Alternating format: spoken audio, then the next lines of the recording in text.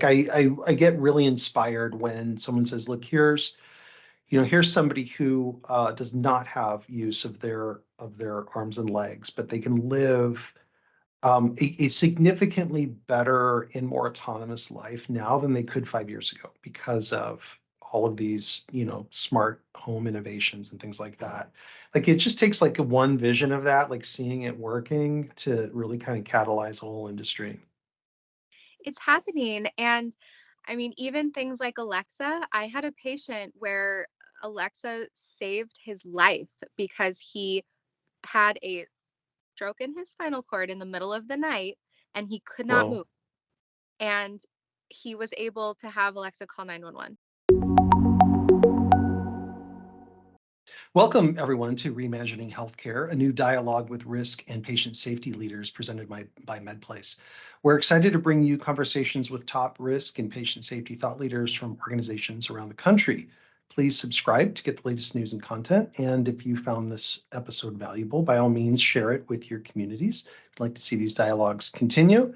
If you're interested in participating as a guest, please email us at speakers@medplace.com. And you can also check out any of our related content like articles, videos, and more at blog.medplace.com/resources. So last time we were joined by Joe Shapiro, where we discussed physician well-being and peer support.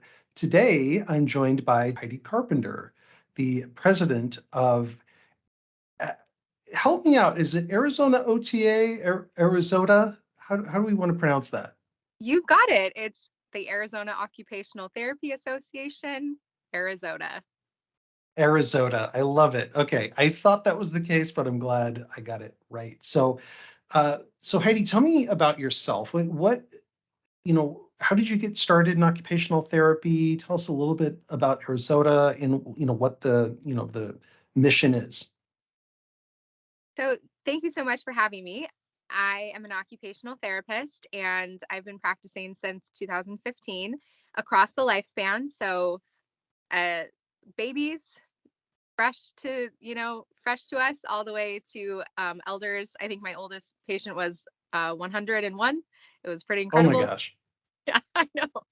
And so I got started in occupational therapy because I just have a love for helping people and understanding what their motivations are. My mother is a retired special education preschool teacher, so I was exposed to the school side of therapies pretty early on. I did my undergraduate studies in psychology, and occupational therapy ended up being the perfect fit for me, being that interest in healthcare and how our body works, but then also that more psychology angle as well, and mental health, helping people really engage in what they want to do every day. I love it. Well, so we do a lot of conversations around workers' comp here, in different types of angles around it. Where does occupational therapy come in during the workers' comp process? So, several different places, somewhere you might expect, others a little bit more creatively. So, I don't have a ton of experience in this area. However, when I did work in outpatient therapy, we did see people who were under workers' compensation when they had an injury at their workplace. And so we were seeing them for more hand therapy focused rehabilitation. So I had my weekly forms I had to fill out for workers' compensation and It's a document whole thing, isn't the it? whole thing, document progress, or the patient's status. So Right. Yeah. other places where it comes in maybe not as traditionally is from a preventative angle. Any companies that are bringing occupational therapy professionals in from an ergonomic standpoint or general safety, workplace training, work hardening skills. There's the Fontana Center in Louisiana, who they are very proactive with their workers. They have very intense, physically demanding jobs. They have occupational therapy professionals that work with their employees to hopefully prevent workplace injuries. That is sounds like a good strategy in general.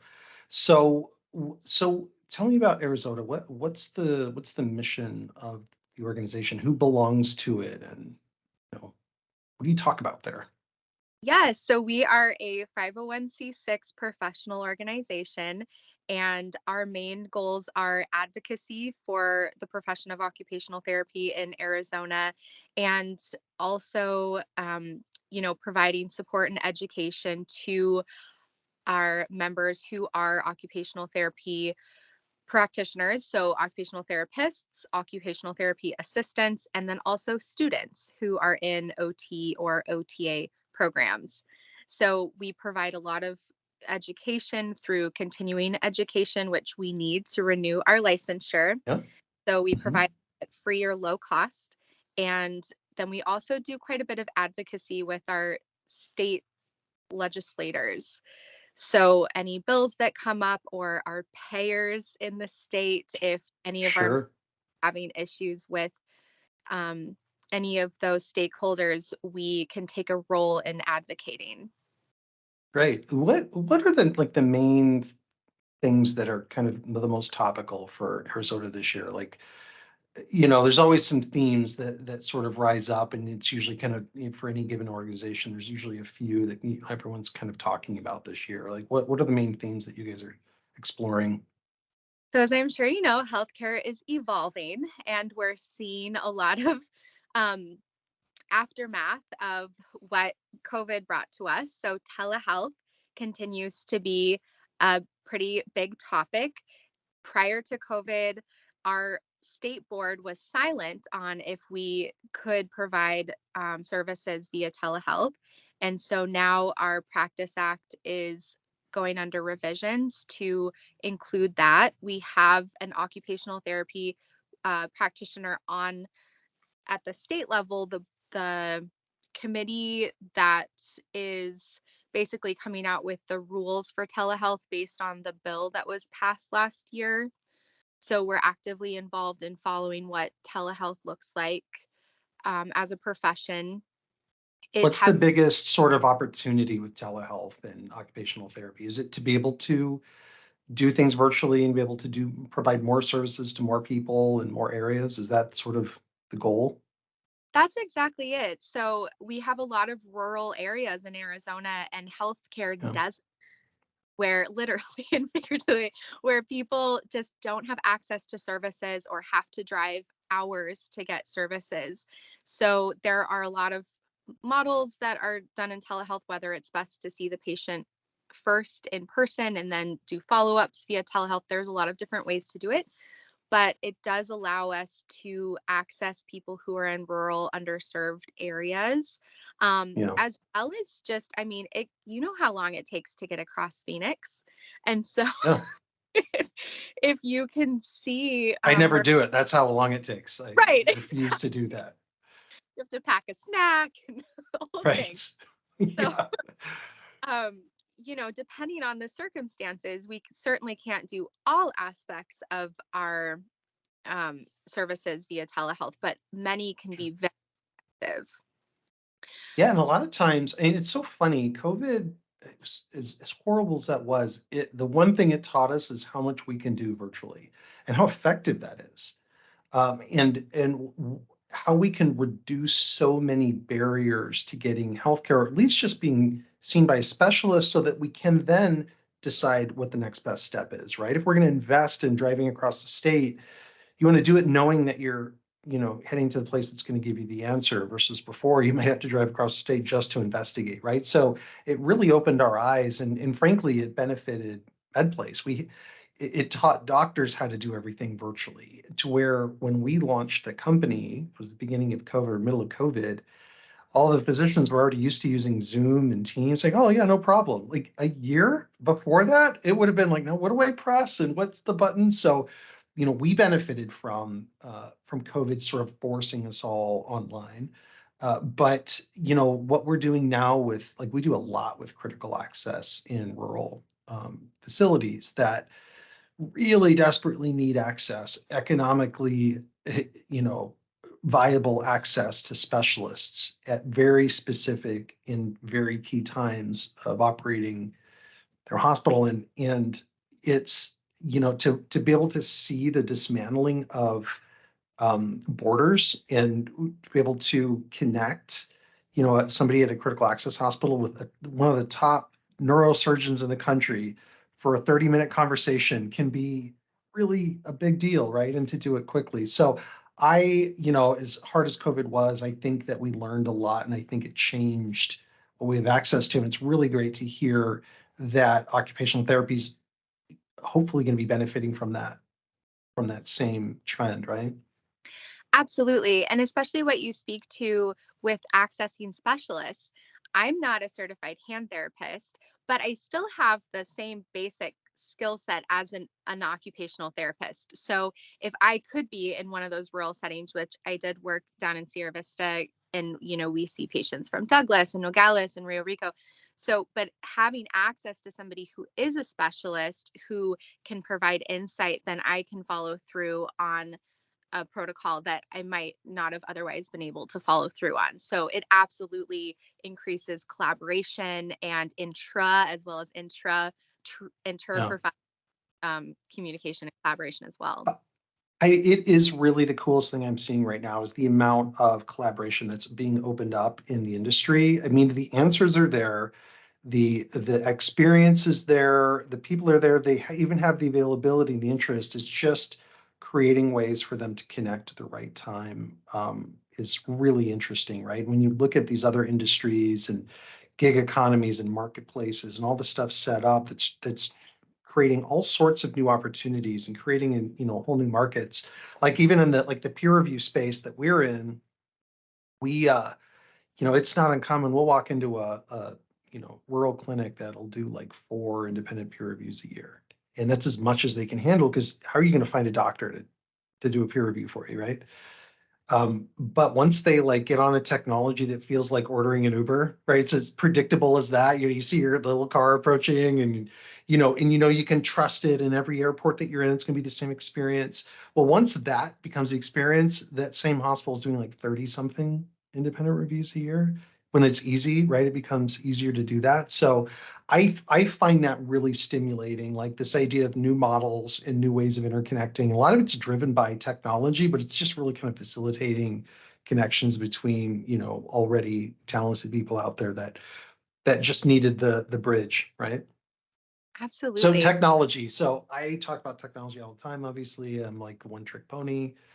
It's the lens through which I see the entire world. How does technology play into occupational therapy? Does it come up as a topic with you guys? Is it So, in whatever capacity?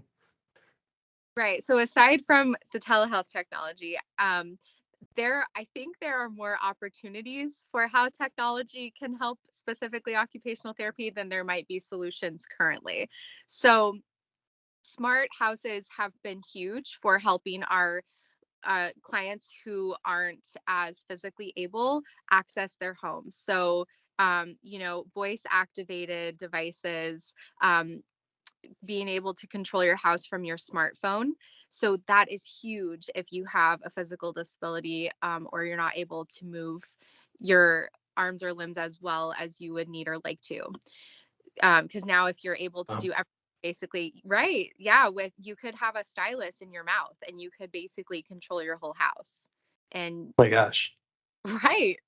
I would love to see an example of that. I don't know if you have any links you can send to me afterwards, but like I get really inspired when someone says, look, here's somebody who does not have use of their arms and legs, but they can live a significantly better and more autonomous life now than they could 5 years ago because of all of these, smart home innovations and things like that.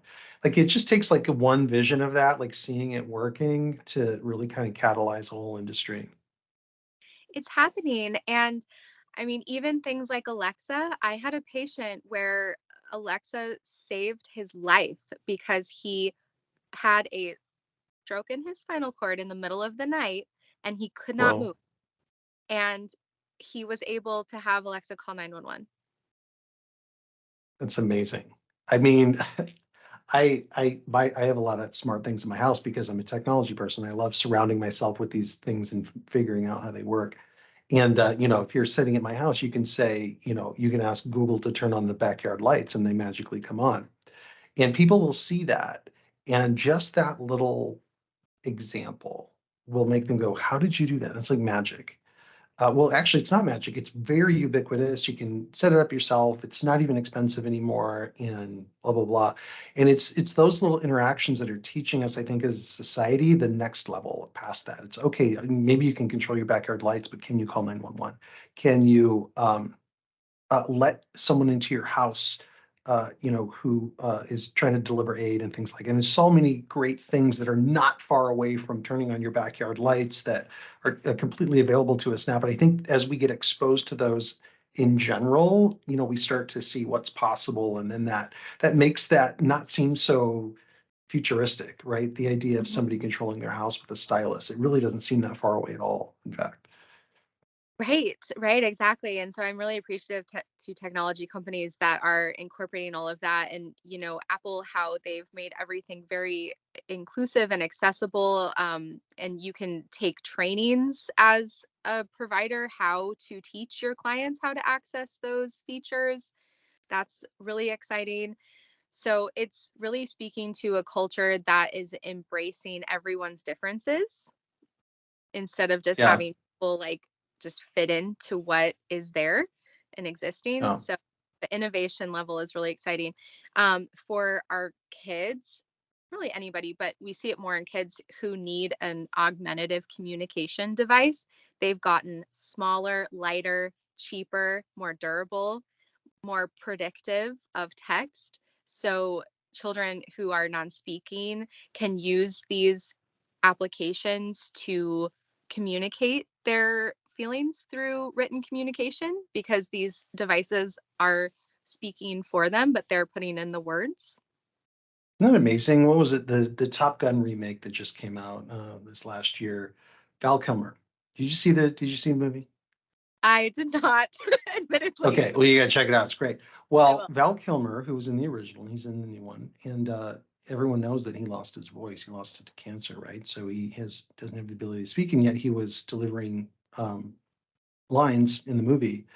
And what I understand is that those were assembled through AI, right? So they ran a bunch of his old movies through an AI engine. They developed a simulated voice model that they were ended up being able to use on screen. And how the expectation, even for folks like Val Kilmer, is that his voice will eventually be able to be integrated back into his body in a synthesized way, but actually let him be able to communicate that way. I find that fascinating. And when you look at AI and what's capable of today, and how this year's just been the explosion of AI, it's super interesting just to hear how it can help a child communicate again in ways that just we didn't couldn't even imagine even 5 years ago, right?